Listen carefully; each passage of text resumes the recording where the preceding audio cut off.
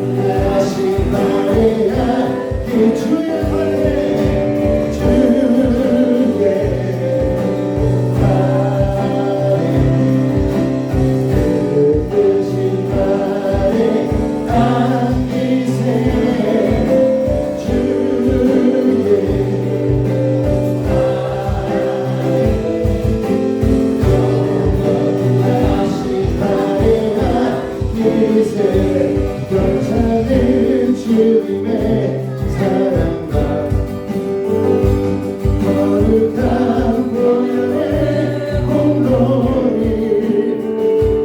우리가 찬양해 합시다. 주님을 만나러 때까지 예수는 우리를 깨끗게 하시는 주시니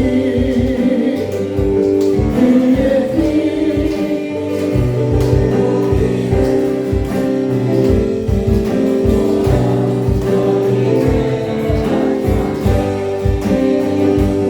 우리를 깨끗게 하니 부드한 생명의 물일세 생명의 구원을 받은 자 하나님 찬양을 합시다. 예수는 우리를 깨끗게 하시는 주시니 그의 피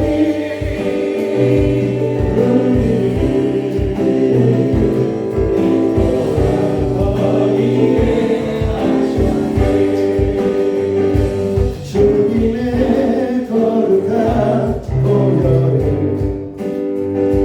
날마다 입으로 간증해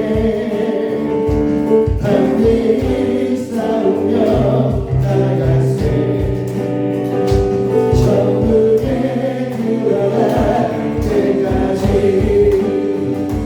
예수는 우리를 깨끗게 하시는 주시니 그의 피 우리를 눈보다 더 위에 하셨네. 십자가 단단히 붙잡고 날마다 이기며 나가세 거리에 멸류관 쓰고서 주 앞에 찬양할 때까지 예수는 우리를 깨끗게 하시는 주시니 그의 피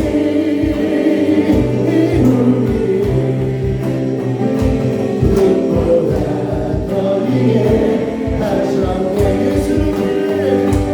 예수는 우리를 깨끗게 하시는 주시니 그의 피 우리를 눈보다 더 위에 하셨네.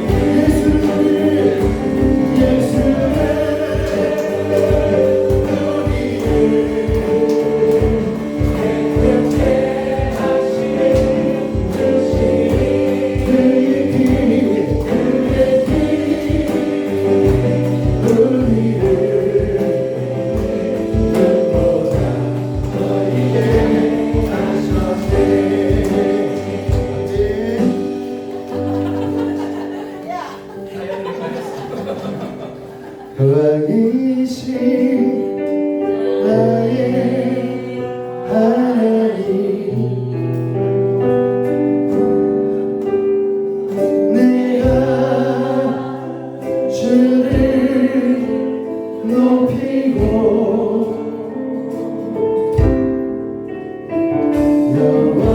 영원히 주의 이름을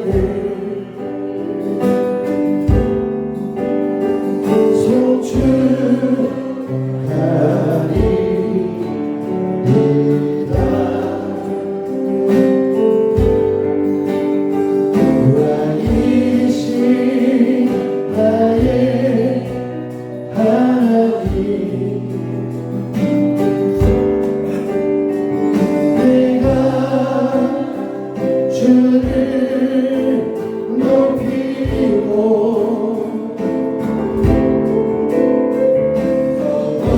영원히 주의 이름을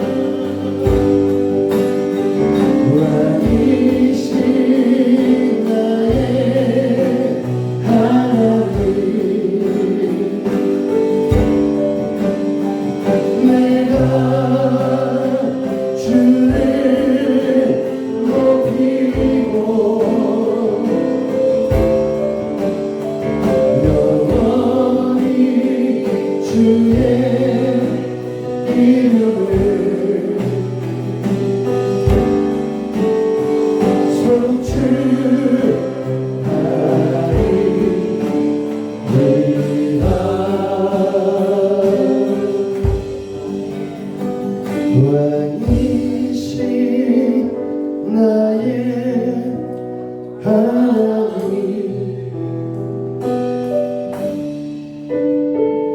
내가 주를 높이고 영원히 주의 이름을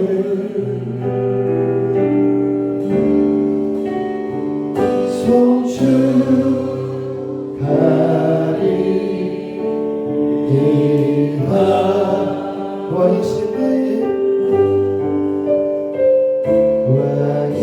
왕이신 나의 하나님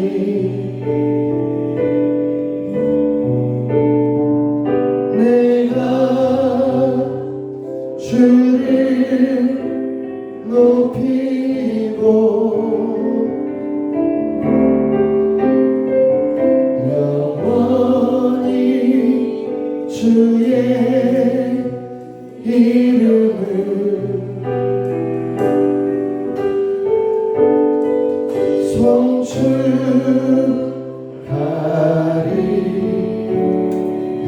송축하리이다.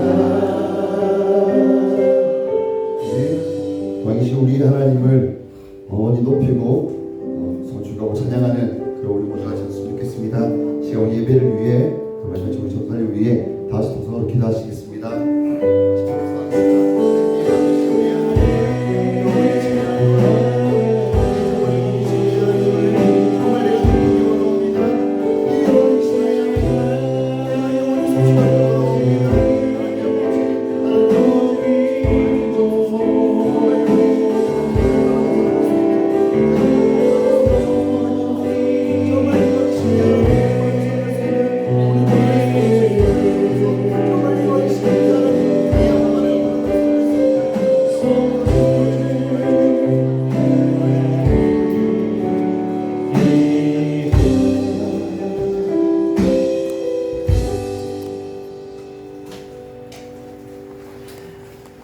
거룩하신 하나님, 우주 만물을 창조하시되 아름답게 하시고 규칙과 질서로 조화를 이루시고 모든 생물에게 생명을 주신 전능하신 하나님 우리 아버지, 영광과 찬송을 올려드립니다. 아멘.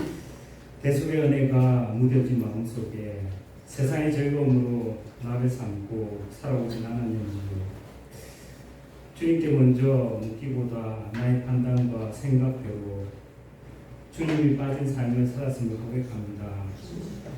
사소한 일상의 소비보다 주님께 드릴 헌금은 왜 그리 작은지 아직 설익은 과일처럼 대면당할 이 모난 모습을 오늘도 기다려 주시고 내 안에서 그리스도의 형상을 이루기까지 참으시는 주님을 생각합니다.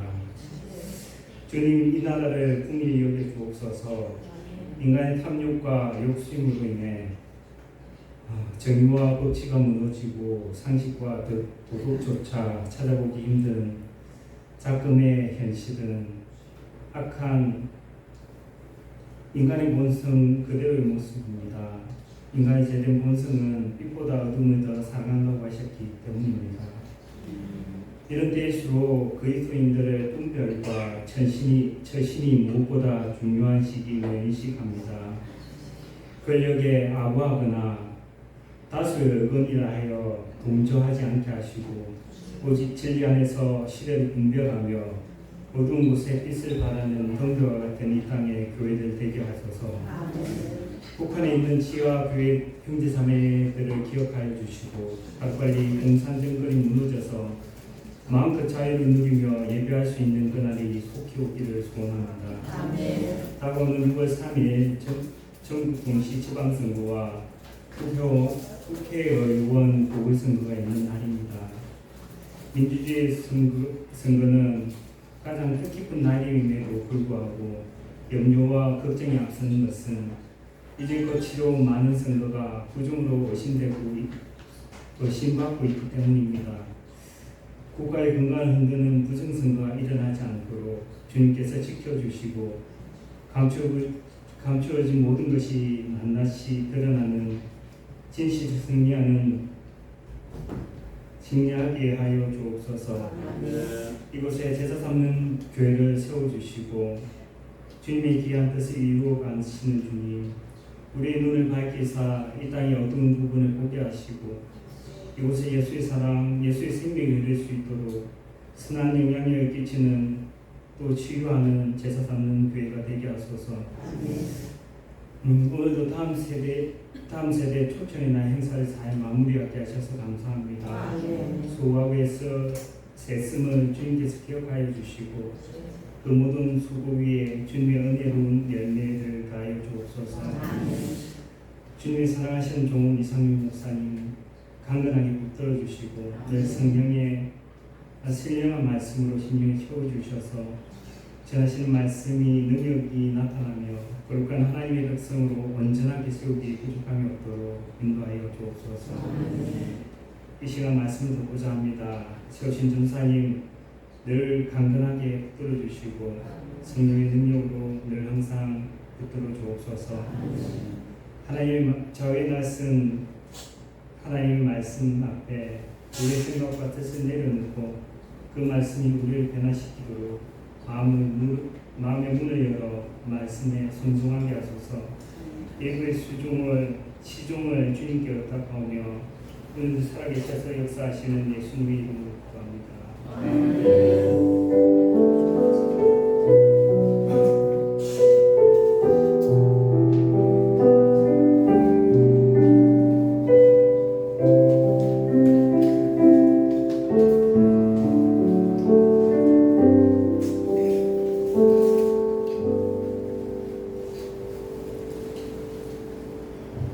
할렐루야. 반갑습니다. 오늘 또 어린이들 초청해서 또 하나님의 말 큰 은혜와 사랑을 전하는데 우리 성도님들이 많이 힘써주셔서 감사합니다. 피곤하실 텐데 온도가 너무 적당하게 좋습니다. 저 잠 잘 올 것 같습니다. 그래도 이제 주무시지 마시고 아까 목사님하고 누구 말씀하시더라고요. 뭐 주무시면 커피 하더라고요. 네. 주무시는 분은 어떻게 해야 됩니까? 꿀집을 해야 됩니까? 선물을 드려야 됩니까?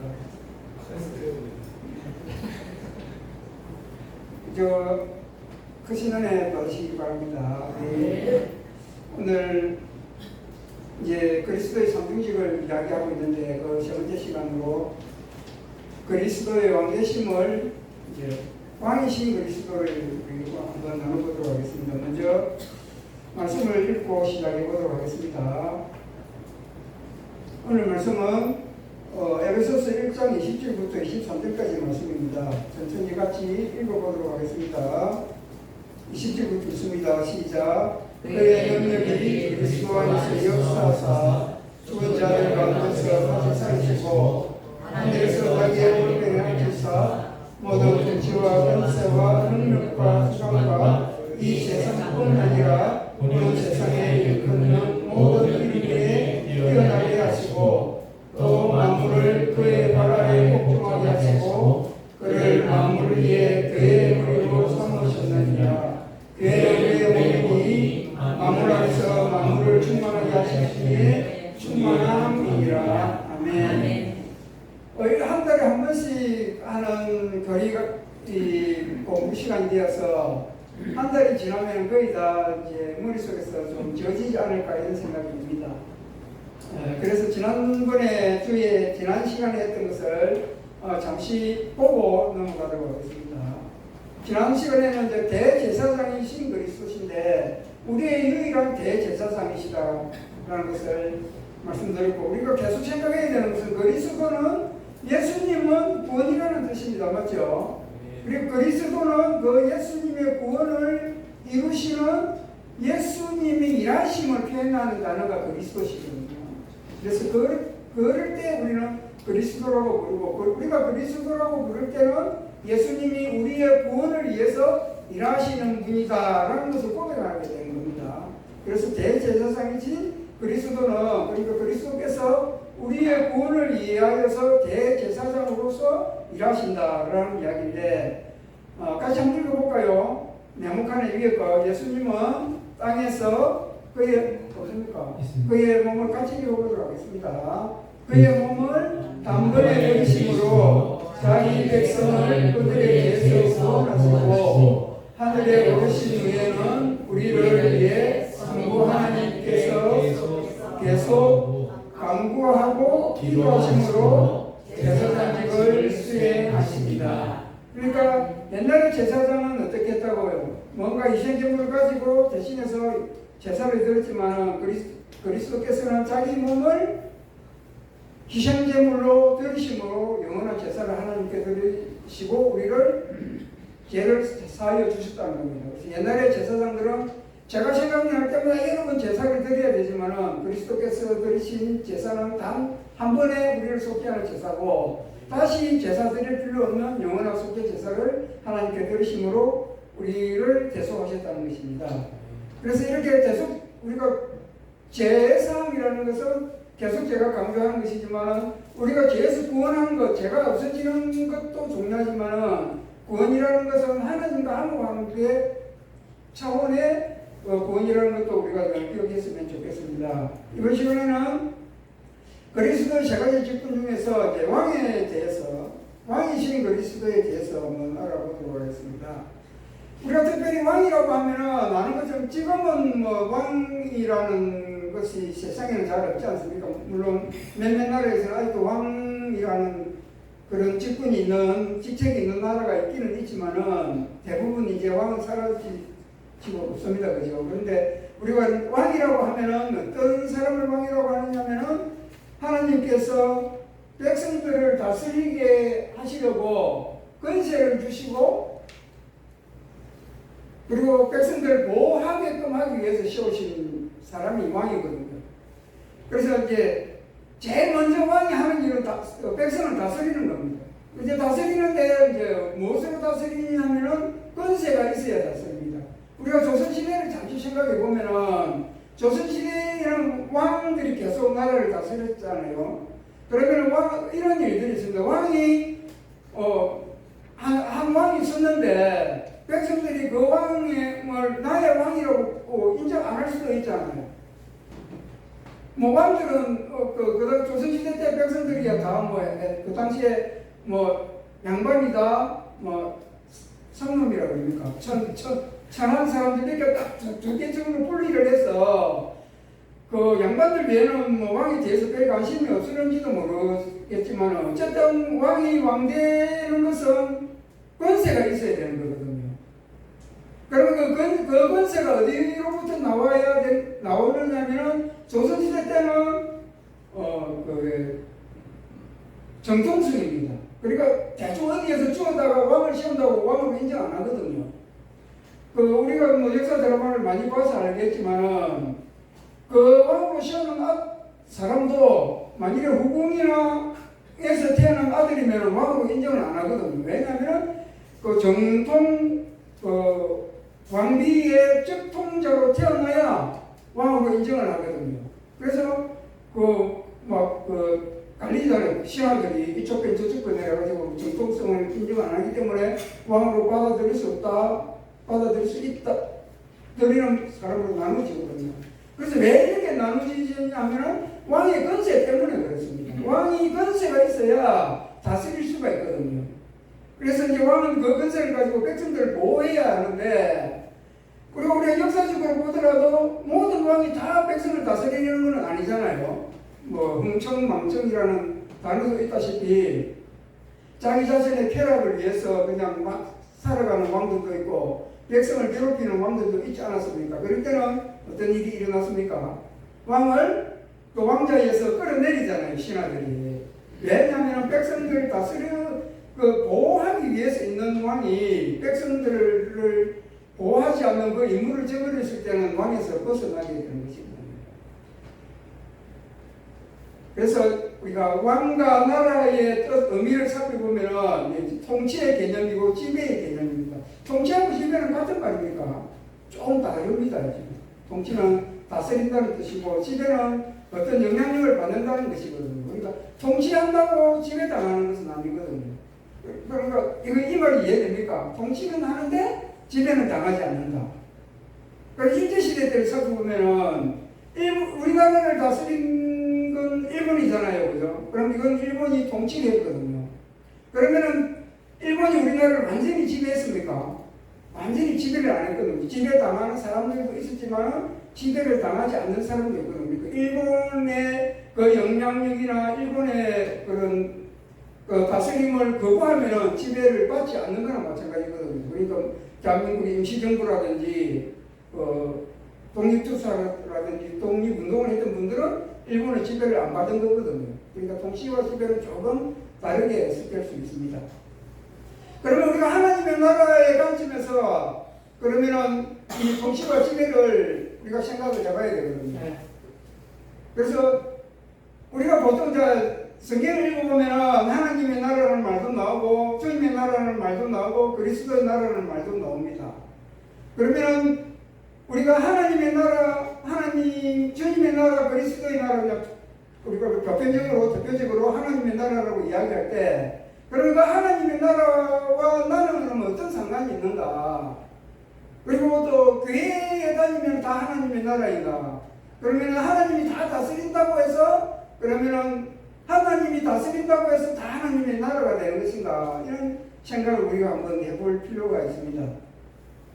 그래서 이제 하나님, 주님, 그리스도라서 제가 이게 대표적으로 주님의 통치와 지배라고 이야기를 했습니다. 그래서 주님의 통치와 지배가 그 나라 가운데 일어나야 되는데 우리가 하나님의 나라, 주님의 나라라고 표현할 때는 임하는 겁니다. 우리가 잘 아는 것처럼 우리가 흔히 천국은 가는 것이라고 알고 있지만 많이 배워서 이제는 우리가 알고 있습니다. 천국은 가는 것이 아니고 천국은 오는 것이다. 임하는 것입니다. 그래서 예수님이 제일 처음에 세례를 받으시고 제일 처음 말씀하신 것이 무엇입니까?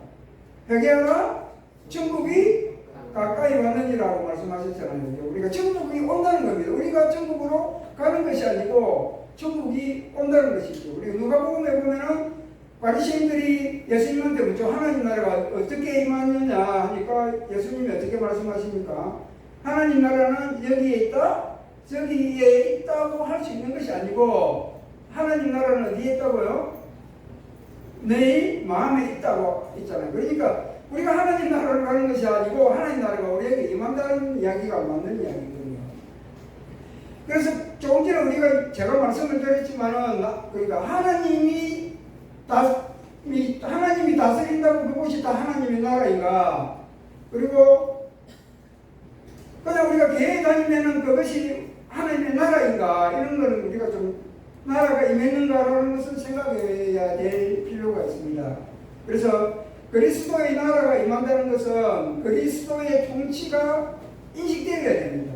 그리고 여러분들이 생각해야 되는 게 나는 지금 하나님의 나라에 속해 있는가 아닌가를 생각해 봐야 되는데, 그러니까 이걸 꼭 알아야 됩니다. 그러니까 교회 다니니까 성경에 말하기를 하나님의 나라라고 하더라. 그래서 나는 예수님을 믿고 구원을 얻었으니까 하나님의 나라가 내게 이미 완전히 임했구나. 그래서 나는 매일매일 삶 속에서 하나님의 나라에 하나님의 백성으로 살아가는구나 라고 그냥 생각하면 안 된다는 겁니다.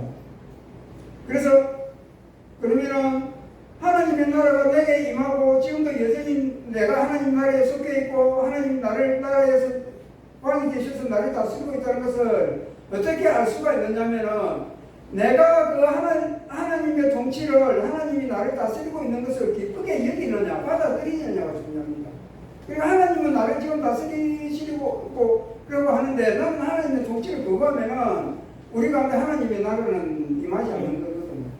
그리고 하나님의 나라가 임하면 어떤 일이 일어나느냐면은 기꺼이 하나님의 나라를 받아들이게 됩니다. 우리는 죄인이고 죄성이 있어서 육신을 가지고 있기 때문에 육신을 즐거워합니다. 세상을 따라 살고 쾌락을 우리 집사님이 기도하신 것처럼 쾌락을 따라 즐거워하기를 좋아하고 하나님의 말씀을 떠나서 다른 데로 내 마음대로 내 뜻대로 살고 싶은 욕망이 언제나 우리 가운데 일어나고 있거든요. 그러면 이것이 더 강하게 일어나면 우리 가운데 하나님 나라는 사라지고 없는 겁니다. 그러니까 이런 유혹과 시험과 내 마음의 그 정욕들이 뿌릴 듯이 일어나더라도, 그리고 하나님의 때로는 하나님의 그 말씀이 내가 순종하기 힘들고 받아들이기 힘들지라도 기꺼이 그 말씀을 받아들이고 그 말씀대로 살아가려고 하는 마음이 생겼을 때 그것이 하나님의 나라가 내 속에 임한 것이거든요. 이해되십니까? 아멘.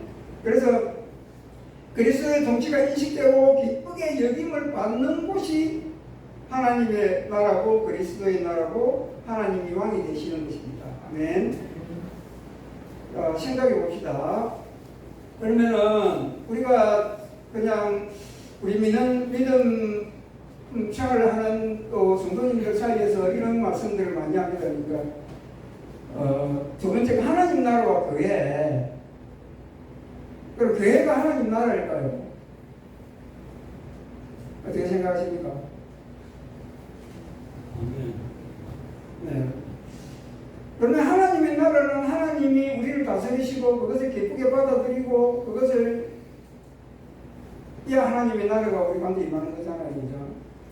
그러면 교회는 다 하나님의 나라를 하나님이 다스리심을 우리가 받아들일까요?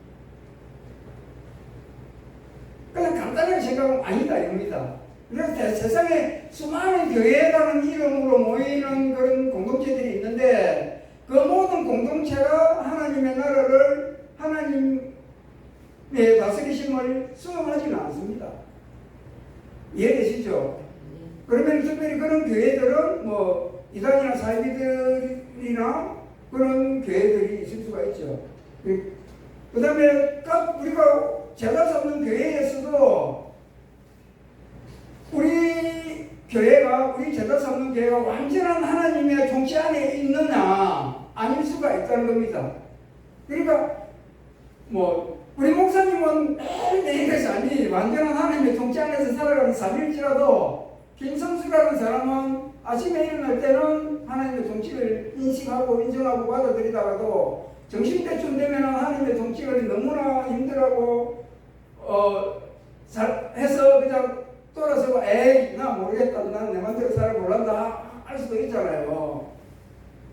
뭐 여러분들 다 안 그렇습니까? 정말 그렇습니까? 그러면은 하나님의 나라가 아니잖아요. 그러니까 교회는 조금 외부적으로 표현될 때에 하나님의 나라라고 말할 수는 있겠으나 하나님의 나라, 교회가 곧 하나님의 나라라고는 말할 수가 없다라는 겁니다. 그러면 이제 또 생각해 보는 게 하나님 나라와 천국은 어떤 걸까요? 하나님 나라는 나라와 천국은 다른 겁니까? 같은 겁니까? 자신 있게 말씀해 보십시오. 같은 거지요. 그런데 왜 천국 이제 뜻을 보면 천국은 하늘 나라잖아요. 그 하나님 나라고 왜 천국이라고 표현을 했을까요? 그렇게 중요한 이야기는 아닙니다. 상식적으로 알아두자 그런 의미인데, 그러니까 천국이라는 단어는 마태복음밖에 안 나옵니다. 그러니까 성경 어디에도 신약 성경 어디에도 천국은 안 나오거든요. 마태복음에만 나오는데 왜 하나님 다른 성경을 읽어보면은 똑같이 마태복음에 천국으로 기록된 단어가 마가복음이나 누가복음이나 요한복음에는 하나님 나라로 표현이 되어 있거든요. 그렇게 표현된 이유는 뭐냐면은 마태복음을 잘 알면 됩니다. 마태복음은 어떤 사람들이 읽기 위해서 쓴 복음서냐 하면은 유대인들을 위해서 쓴 복음서거든요. 그럼 이 유대인들은 세상에서 하나님을 제일 경외한다고 자부하는 사람들이잖아요. 우리가 아는 것처럼 그 사람들이 성경을 읽거나 쓸 때에 요라는 단어라든지 하나님이 나오는 단어가 나오면 어떻게 한다고요? 모욕도 하고 마음가짐도 새롭게 하고 쓰던 펜도 새 펜으로 가져와서 하나님이라 여호와를 썼다라고 우리가 들은 적이 있잖아요. 그러니까 이렇게 하나님에 대한 경외가 극심한 유대인들에게 쓸 때에 이 하나님 나라라는 표현이 그 사람들에게 자칫 조금 받아들이기 힘들 수가 있기 때문에 이 마태가 천국으로 단어를 바꿔서 받아들이기 쉽도록 쓴 표현이 천국이라는 겁니다. 그래서 성경을 읽을 때에 하나님 나라 천국을 잘 이렇게 쓰는 이유에 대해서 잘 이해하시고 읽으시면 좋겠다는 생각이 듭니다. 자, 또 한 번 더 생각해 봅시다. 우리가 아까 찬양했던 것처럼 왕이신 나의 하나님이라고 찬양을 했고, 우리가 알기로도 하나님이 왕이신데 왜 또 다르게 특별하게 우리는 그리스도를 왕이라고 불러야만 되는가 라는 이야기입니다. 그래서 성부 하나님과 성자 하나님이 계신데, 성부 하나님은 창조주이신 왕으로서 영원한 작정과 섭리로 우리를 다스리시거든요. 그래서 우리를 다스리시는 분명한 왕이십니다. 그런데 성자 하나님은 구원자이신 왕이거든요. 구원주 하나님이시잖아요. 그런데 오늘 보면은 우리가 이 성경을 읽어보면은 시편을 보면은 내가 나의 왕을 거룩한 시온산에 세웠다고 하잖아요. 그죠? 그리고 여러 성경을 읽어보면은 하나님이 그리스도를 왕노릇하게 하셨다. 그리고 왕으로 세우셨다고 하는 표현이 많이 나오거든요. 그래서 이걸 이제 중보적 왕권이라고 어느 목사님이 표현을 하더라고요. 그래서 제가 읽어보니까 참 맞는 말씀인 것 같다. 그러니까 이 성자 하나님이 우리의 구원에 관련된 완전한 왕이시라는 겁니다. 중보라는 것은 우리의 구원과 관련이 있거든요. 그래서 우리가 그리스도를 왕이라고 표현을 할 때는 우리의 구원과 관련이 있기 때문에 예수님을 그리스도를 우리의 왕이라고 이야기합니다. 우리가 구원의 결과, 구원의 목적에 대해서 이야기를 많이 합니다. 목사님도 아주 많이 강조하지만 하나님이 우리 하나님 되시는 것이고 우리가 하나님의 백성 되는 것이 완전히 구원의 목적이고 결과거든요.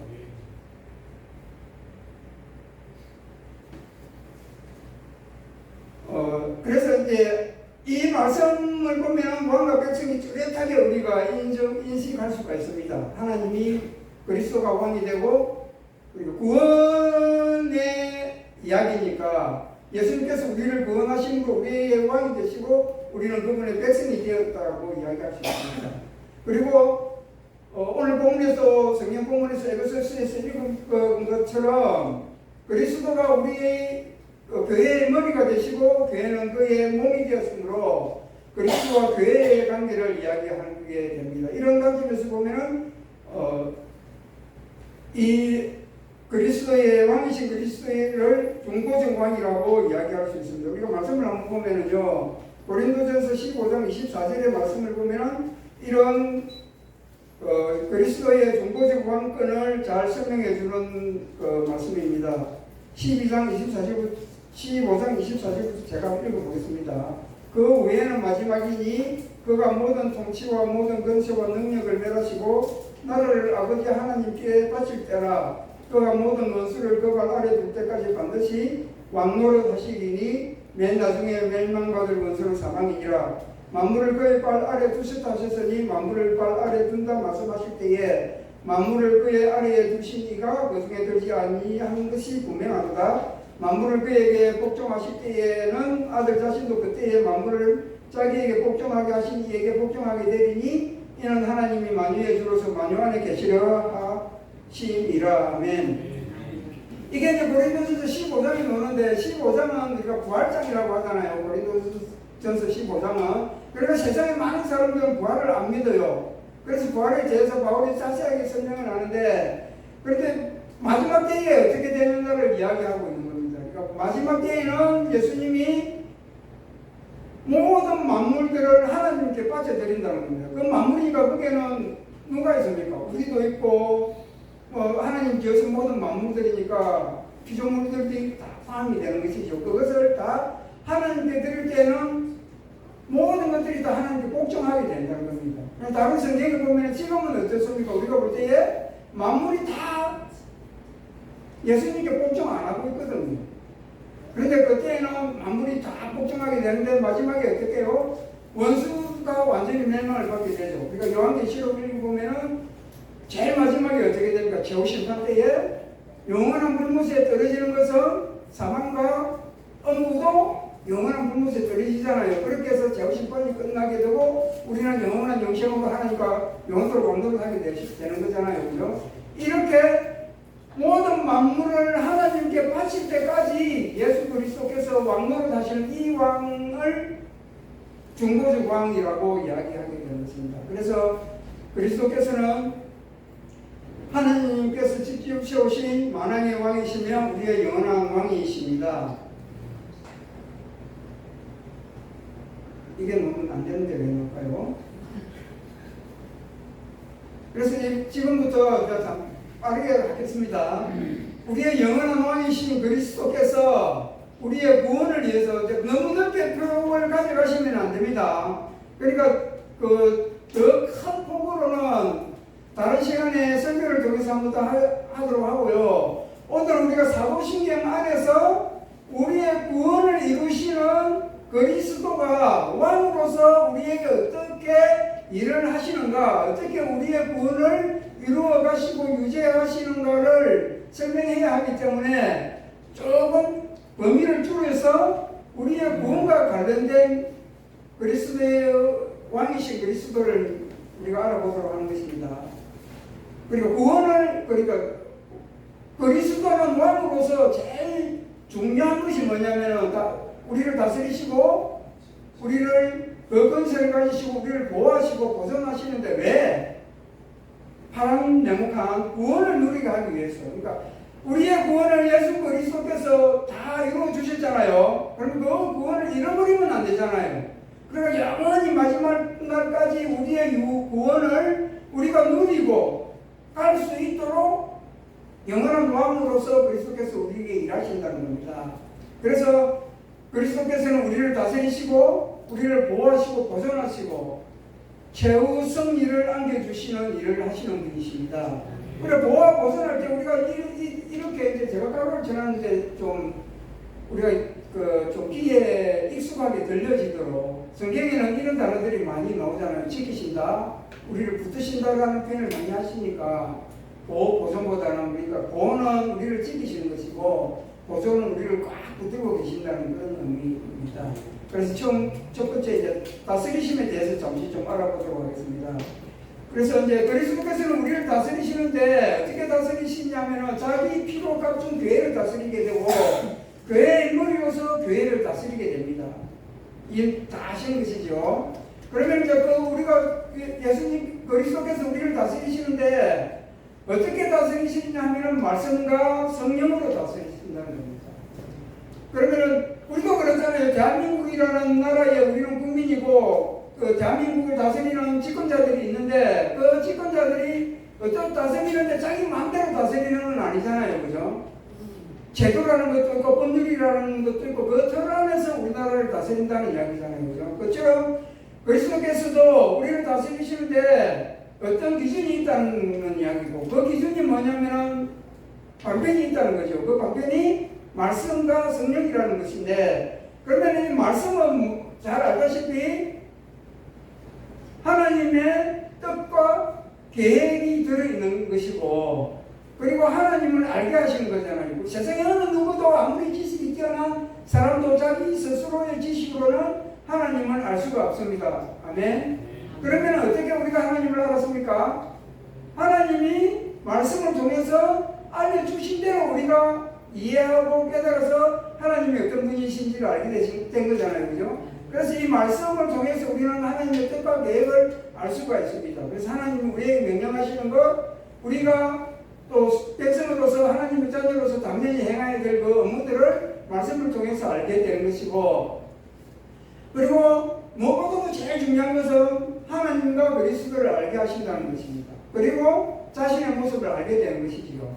그래서 이 말씀으로 다스리시는 것이고 그리고 성령께서 우리를 다스리시는데 성령께서는 어떻게 하시냐면 그 하나님의 뜻과 계획을 우리가 알고 하나님이 어떤 분인지를 알았을 때에 그 하나님 주님과 주님의 말씀에 기꺼이 순종하도록 하게 하신다는 것입니다. 그 능력을 우리에게 주신다는 것이죠.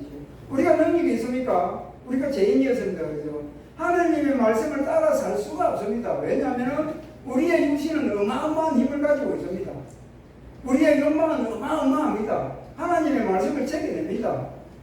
인정하십니까? 저는 인정합니다.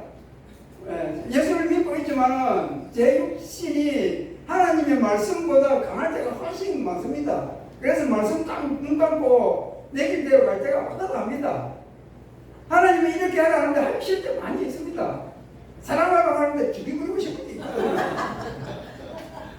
그러면 계속 그렇게 하면 우리가 어떻게 되겠습니까? 구원에서 떨어지게 되는 거고 믿음에서 떨어지게 되는 거잖아요.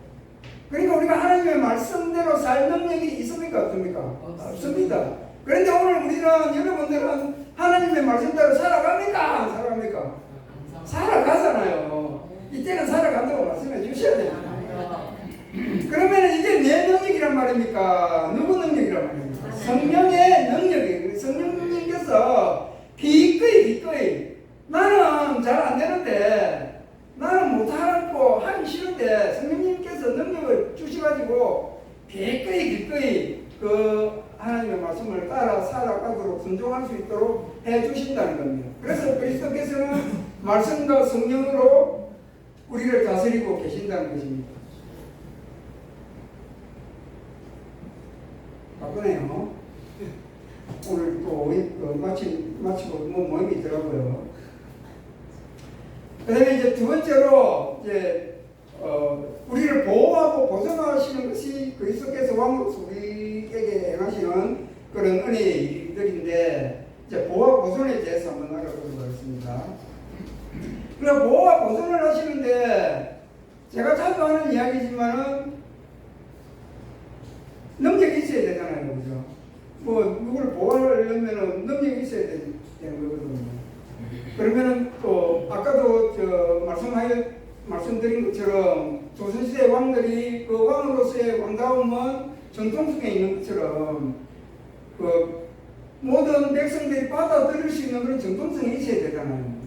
그러면 우리도 하나님의 왕대심을 받아들일 만한 것이 있어야 되는데 그것이 무엇이냐면은 그 그리스도의 권세라는 겁니다. 권세. 그러면 이 권세는 어떤 권세냐면은 이거 뭐 잘 아시는 내용인데요. 예수께서 나와 말씀하여 이르시되 하늘과 땅의 모든 것을 내게 주셨다. 그러니까 이게 마태복음 18장 18절에 예수님께서 이제 성천하실 때에 제자들에게 주신 말씀이잖아요. 그죠? 그러니까 하늘과 땅의 모든 권세를 성부 하나님께서 아들 그리스도께 다 주셨다는 그 권세로 지금 그리스도께서는 우리 가운데 왕으로서의 그 사역을 감당하고 계신다는 것입니다. 그래서 그의 전능하신 권세라는 겁니다. 이 권세가 아버지께로부터 부여받은 그 권세로 우리의 외부적 내부적인 모든 원수들로부터 교회를 보호하고 보존하고 계신다는 것입니다.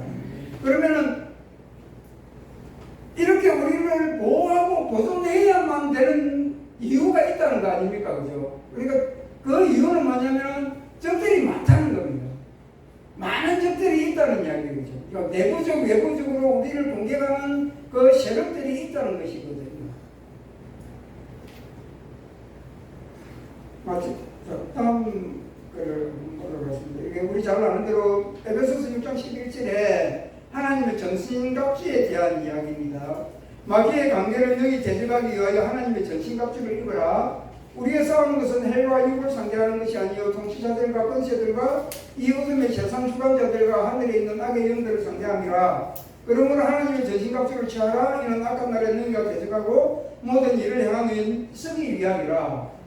그러니까 하나님이 우리에게 전신갑주를 주시는 이유는 그 원인은 뭐라고요? 마귀의 관계가 있기 때문이다. 그러니까 영들이 악한 영들을 상대하기 때문이다. 그리고 하나님이 전신갑주를 입고 나면 어떻게 되느냐면 너희 쓰기 위한 것을 이 악한 날에 쓰여야 되니까 넘어지고 쓰러지고 자빠지면 안 되니까 죽으면 안 되니까 우리가 완전한 영생으로 살아남기 위해서는 하나님의 전신갑주를 입고 싸워야 한다는 겁니다. 그럼 보십시오. 12절에 보면 통치자들과 권세들과 세상 어둠의 주관자들과 하늘에 있는 악한 영들이라고 했습니다. 다 어떻게 해요? 복수행입니다. 덜덜덜 많다는 겁니다.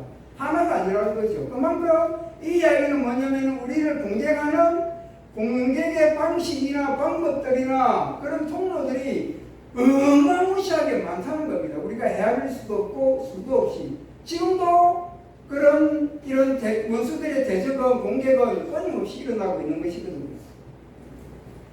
그리고 이 싸움은 헬가육이라는 건 사람이잖아요. 사람을 상대하듯이 동물을 상대하듯이 싸울 수 있는 싸움이 아니라는 겁니다. 우리가 아는 것처럼 이 싸움은 영적인 싸움, 영적인 전쟁을 이야기하는 것이거든요. 그러면 이 수많은 대적들의 공격에서 우리의 힘과 우리의 능력으로는 이걸 이겨낼 수 있다는 이야기입니까? 없다는 이야기입니까? 없다는 이야기입니다. 그래서 하나님 그리스도께서 왕으로서 우리를 보호하고 보존해 주셔야만이 우리가 능히 설 수가 있다는 거예요.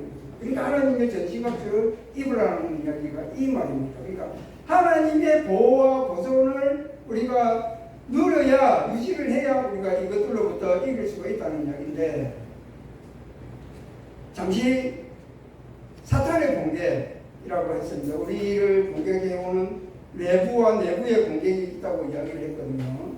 그래서 우리가 아는 것처럼 앞에 글자가 좀 작게 했는데 다 뭐입니까? 네. 다른 거는 다 이렇게 제가 뭐 칼라도 입히고 여러 가지 색상을 했는데 이거는 좀 기분이 안 좋아서 그냥 색깔 안 입혀줬습니다. 그리고 발가 벗겨놨습니다. 이런 의미도 있습니다. 그러니까 요한복음 8장 44절에 보면 사탄 마귀의 정체가 나오잖아요. 기억하십니까? 네. 마귀는 처음부터 살인한 자요, 거짓이요, 거짓말을 한 자고 거짓의 압이라고 이야기를 하잖아요. 맞죠? 그리고 계시록 12장 9절에는 어떤 말이 뭐냐면 용이 되어 있습니다. 용을 어떻게 표현합니까? 옛뱀이라고도 하고 마귀라고도 하고 하나님을 대적하고 참소하는 자라고 표현을 하고 있거든요. 그래서 이 사탄이 우리를 공격해 오는데 내가 사탄이다 하고 공격하지는 않잖아요. 그죠? 그러면 우리가 능히 대적할 수 있는데 이 사탄은 성경에 보면은 그리스도의 사도로 위장을 합니다. 고린도서 11장 13절에 그리고 14절에 이어서 보면은 강명 다 한 내용이죠. 강명의 천사로 가장을 하고 의의 일꾼으로 가장하고 데살로니가 후서 2장 4절에는 하나님으로 위장을 해서 우리에게 다가와서 우리를 공격하거든요. 우리가 그러니까 분별할 수가 있습니까? 없습니까? 잘 분별할 수가 없습니다. 영적으로 넓게 있어야 되는 이유가 영 분별 능력을 부여해야 되는 이유가 이런 사단의 공격에서 능히 우리가 서기 위해서 대적하기 위해서는 우리가 영적으로 깨어 있어야 되는 거예요. 그래서 이제 외부의 공격은 어떤 것이 있느냐면은 역사적으로 우리가 잘 보면 잘 알 수가 있습니다. 세상 제도가 있죠. 권력이라고 있죠. 적어놨지만 공산주의나 독재 같은 경우 이런 공산주의가 교회를 마살하잖아요. 옛날에 다 뭐 러시아라든지 소련 연방제도라든지 그리고 북한이라는 이 중국이나 이런 데서 중국이 우리나라보다 먼저 기독교를 받아들였잖아요. 그죠?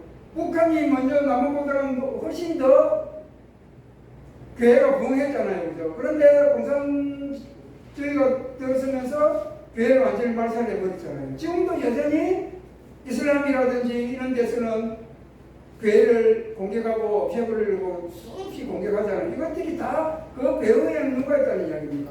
사탄이 있다는 거예요. 그 사람들이 한다는 이야기가 아니고. 그리고 가치관이나 문화나 종교 등으로 교회를 이제 공격해 가오죠. 우리가 늘 금요기도회 때마다 가끔씩 기도하는 것이 우리 법제화시키잖아요. 법으로 그죠.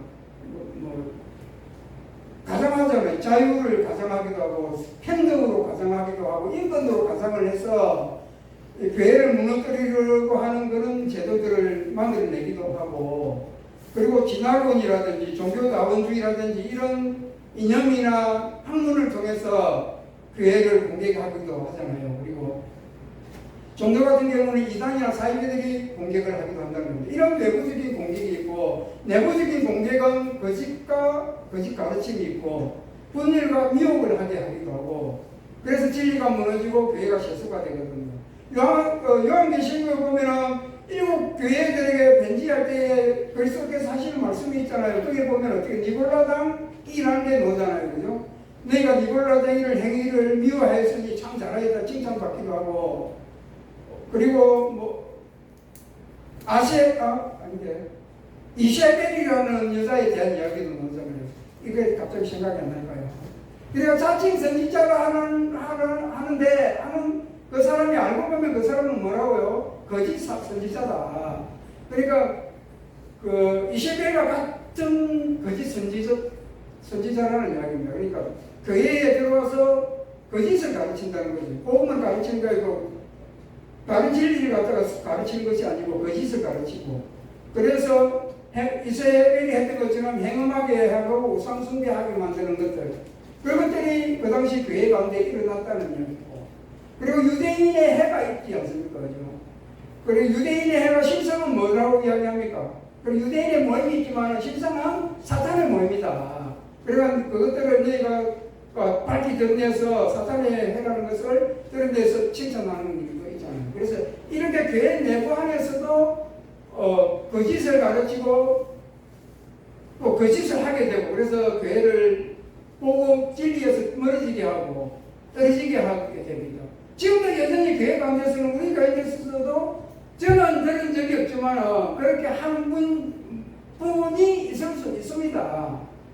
그러니까 말씀을 왜곡한다든지 말씀을 바르게 이해하지 않고 그 말씀대로 살아간다든지 할 수가 있거든요. 예를 들어 볼까요? 하겠습니다.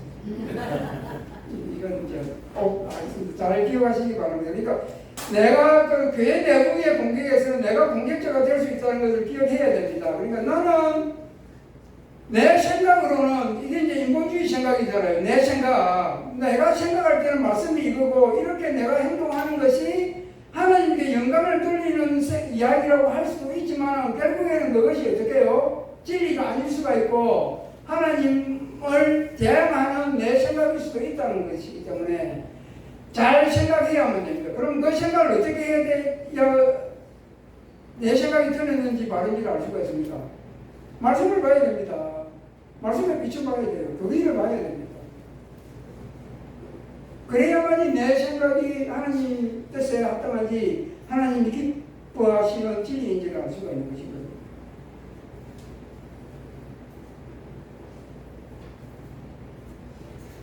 그래서 우리가 기억해야 될 것은 이제 뭐냐면 영적 전쟁인데 바로 밑에 어떻게 적혀 있으면 강조해 보시기 바랍니다. 대적하게 하신다. 그러니까 그리스도께서 이 영적 전쟁을 분명히 수행해 가심으로써 우리를 보호하고 보존하시는데 우리를 그냥 두지 않는다는 겁니다.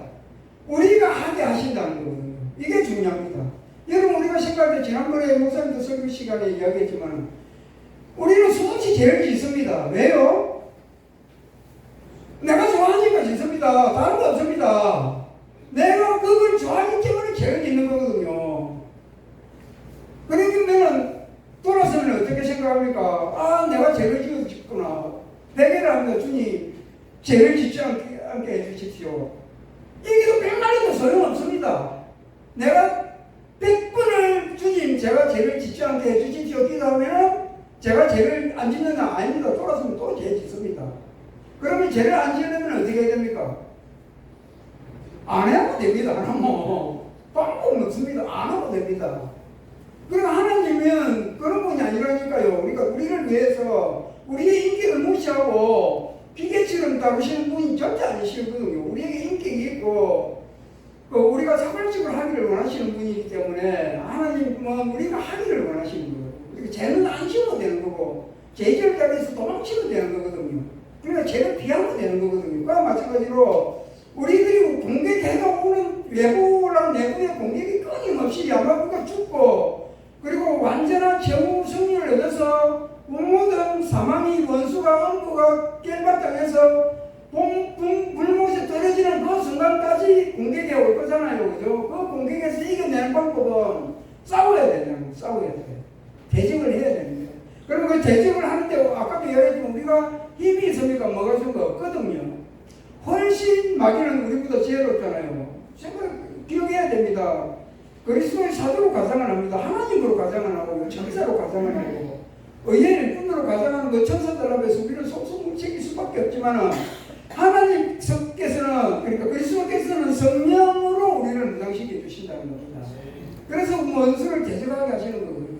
그러니까 우리가 성령을 의지하고 성령을 붙들고 그들과 싸우면 능히 이길 수 있습니다. 아멘.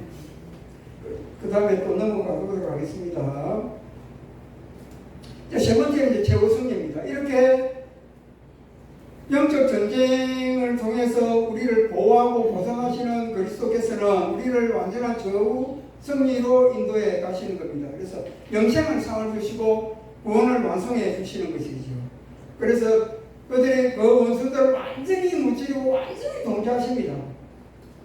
그래서 그 이후에 우리가 성경에서 하는 것처럼 그들을 영물에 완전히 영원한 불못에 던져버리시고 우리는 영생의 상으로 우리에게 상 주실 것입니다.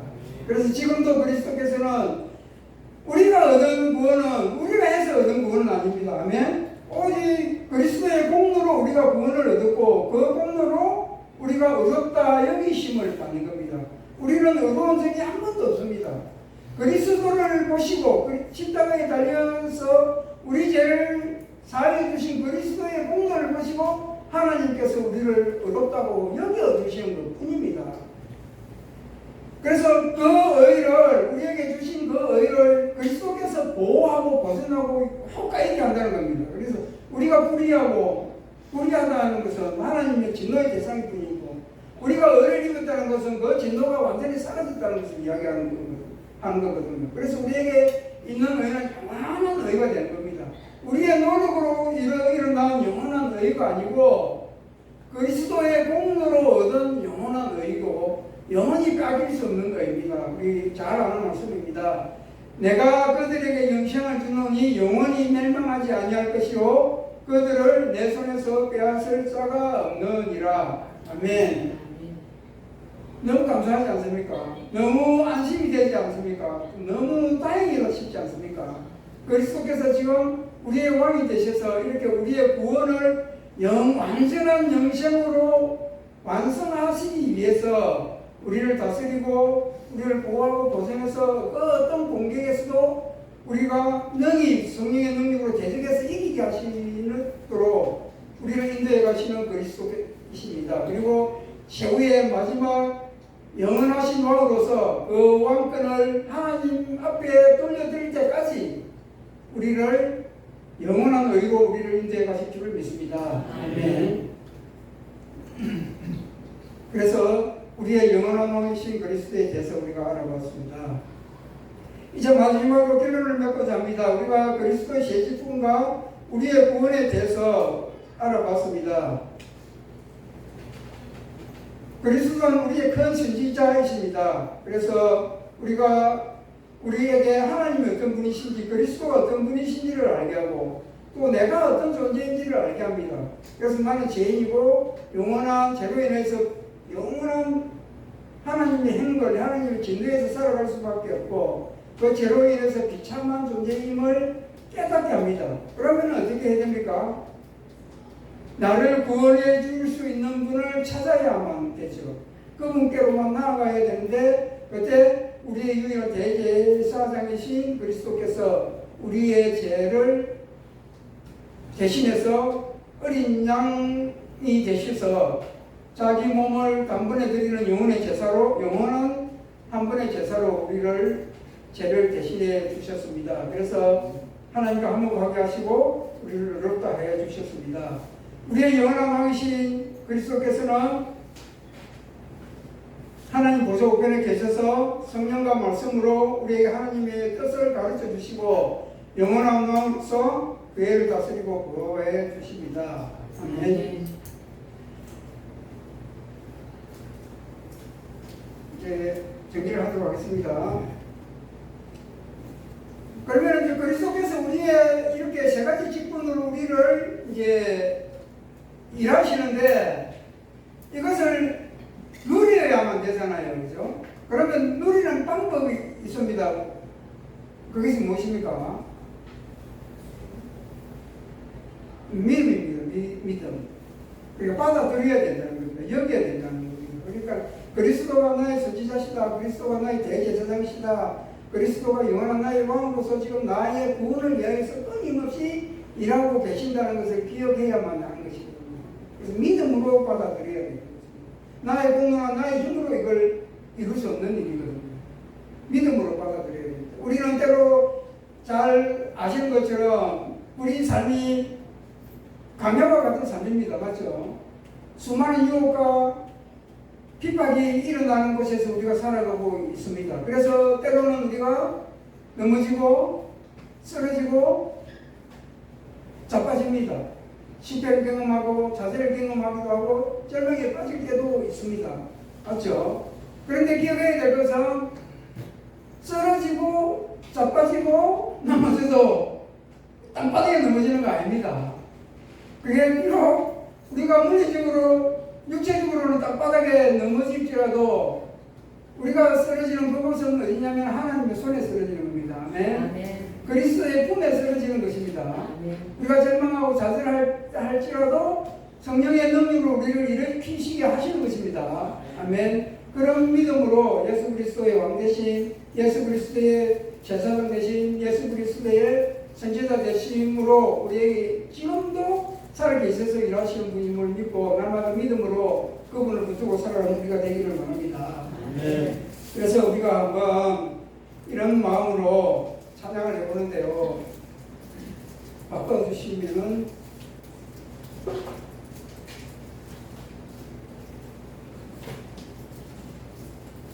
믿는 사람들은 주의 군산이 잘 아는 찬양입니다. 그죠? 우리가 좀 졸리고 힘도 졸리지만 오늘 초청줄로 많이 힘드실 텐데 그리고 시원해서 잠도 좀 오시고 하기도 하지만은 이제 눈을 다 떼시고 이제 다 반갑습니다. 한도 많이 보입니다. 다음부터 카메라 갖고 와가지고 찍으면서 할 겁니다. 자, 이제 힘차게 한번 찬양하도록 하겠습니다. 믿는 사람들 편하게 찬양해.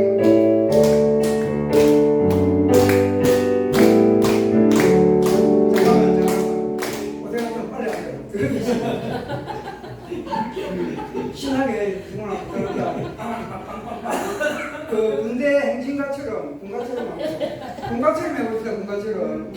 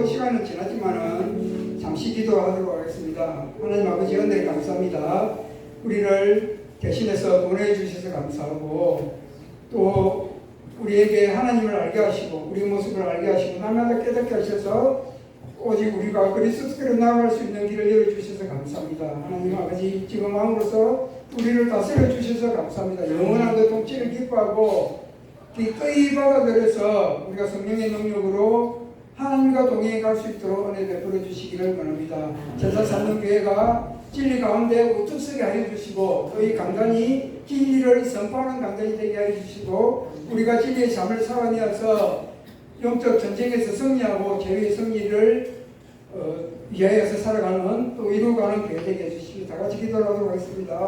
거룩하신 하나님 감사합니다. 우리를 원하여 주셔서 감사합니다. 우리의 원하는 주의 노릇과 우리의 노릇을 하나님의 은혜를 믿습니다.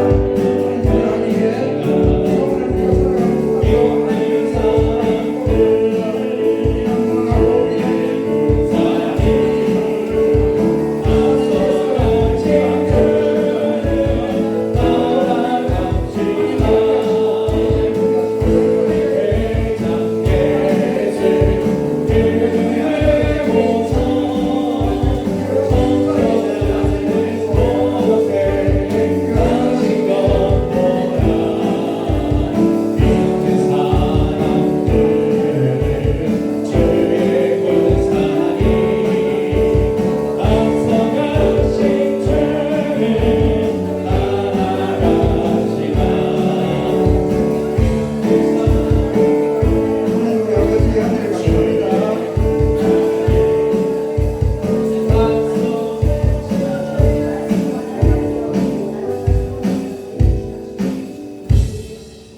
은혜를 감사드립니다. 예수 그리스도의 이름으로 기도드립니다. 아멘. 우리 왕이신 하나님 찬양하면서 맞죠? 왕이신 하나님 맞죠? 그래서 정비한 영을 드리도록 하겠습니다.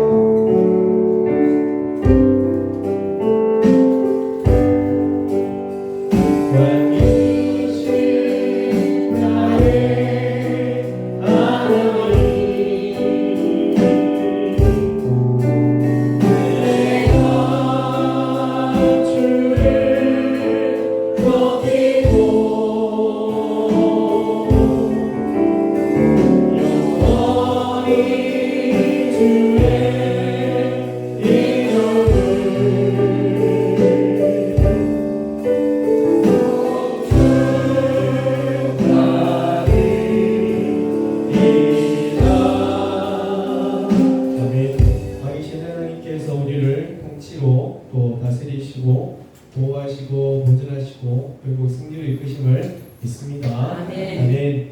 오늘 다음 세대 초청의 날로 해서 준비하신 모든 분께 정말 감사드리고 이를 위해서 준비하신 우리 교육부 우리 교육부 담당하신 우리 사모님께 박수 한번 부탁드리겠습니다. 그리고 또 각자 자리에서 같이 다 일들을 참 많이 하시고 또 마치는 시간까지 정리 막 해주신 우리 남정부의 분들, 그렇죠? 그리고 또 많은 유정부의 분들, 또 애기 본다고 우리 아까 장미선 쌤 학장 지사님께서 애기 전담 해주시고, 그러니까 교회가 곳곳에서 할 일들을 찾고 열심히 해주셨어요. 우리 옆에 계신 분들에게 다들 수고하셨다고 감사합니다. 이 모든 일을 주관하시고 우리 하나님께 감사의 박수 드립니다.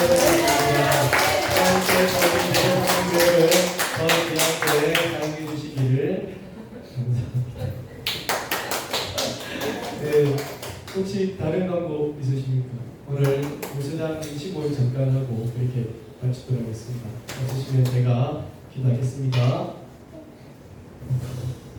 은혜로우신 하나님, 상중 이 세 가지 직분을 연임 또 계속 같이 감당하시면서 알게 하시고 구원케 하시고 승리케 하시는 그런 사역들로 함께 하심을 감사합니다. 아멘. 이러한 하나님의 은혜를 알고 더 감사히 하나님 위해 살아갈 수 있는 귀한 우리들 되게 해 주옵소서. 오늘 다음 세대 초청의 날로 저희가 준비하였습니다. 준비하신 모든 손길들을 하나님께서 치하해 주시고 그 모든 일들을 하나님께서 그 많은 곳으로 또한 보답해 주옵소서. 각자의 자리에서 각자의 모습에서 보이지 않는 곳에서 정말 하나님 교회를 위해서 힘쓰고 있었습니다. 한 사람 한 사람의 그 모든 일들을 하나님께서 다 보고 계셨으니 하나님께서 갚아주시는 은혜게 해 주옵소서. 그리고 이 시간에도 귀한 예물로 드립니다. 예물 따라 또 마음에 따라 믿음으로 하나님께 드리오니 주님 이 믿음을 보시어서 정말로 필요한 곳에 하나님께서 채워주시는 하나님의 풍성하심이 넘쳐나게 하여 주옵소서. 지금은 우리 구주 예수 그리스도의 은혜와 그 크신 하나님 우리 아버지의 사랑하심과 우리를 하나님의 사랑으로 이기게 하시고 승리케 하시고 힘주셔서 걸어가게 하시는 성령의 충만하심이 오직 하나님 앞에서 알게 하시고 구원케 하시고 승리케 하시는 그 하나님을 따라 살아가고자 하는 우리 모두에게 지금부터 영원토록 함께 있을지어다. 아멘.